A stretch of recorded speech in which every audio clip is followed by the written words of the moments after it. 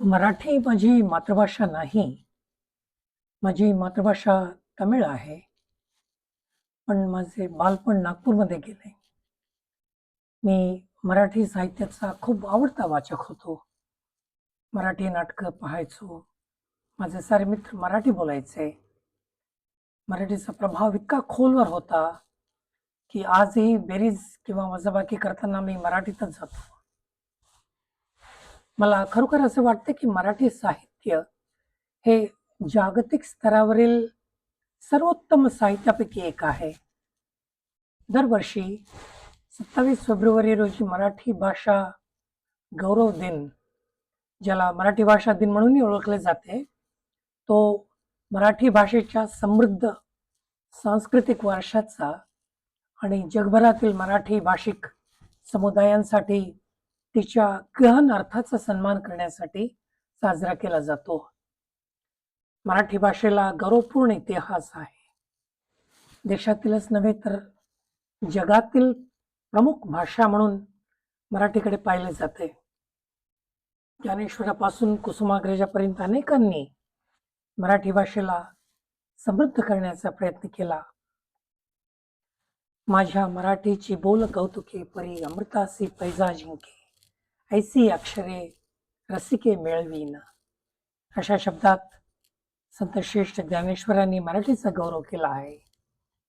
म्हणून या प्रसंगी मी कविवर्य सुरेश भट यांची एक कविता वाचणार आहे. मी सुरेश भटांना जवळून ओळखत होतो.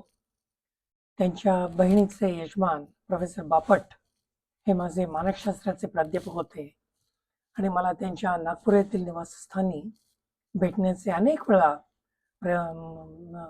संयोजन आलेले होते.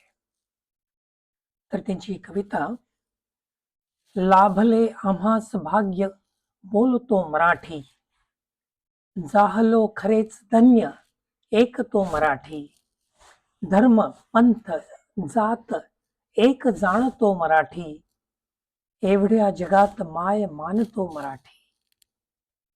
आमुच्या मनामनात दंगते मराठी, आमुच्या रगरगात रंगते मराठी, आमुच्या उरा उरात स्पंदते मराठी, आमुच्या नसा नसात नाचते मराठी, आमुच्या पिला पिलात जन्मते मराठी, आमुच्या लहान ग्यात रांगते मराठी, आमुच्या मुलामुळीत खेळते मराठी, आमुच्या घराघरात वाढते मराठी, आमुच्या कुला कुलात नांदते मराठी, येथल्या फुला फुलात हासते मराठी, येथल्या दिशा दिशात दाटते मराठी, येथल्या नगा नगात गरजते मराठी, येथल्या दरी दरीत हिंडते मराठी, येथल्या वना वनात गुंजते मराठी, येथल्या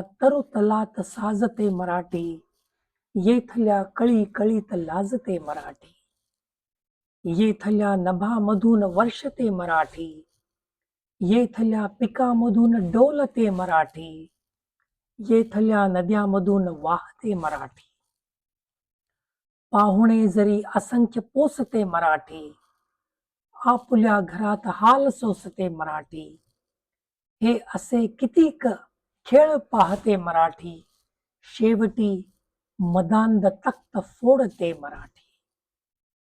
धन्यवाद.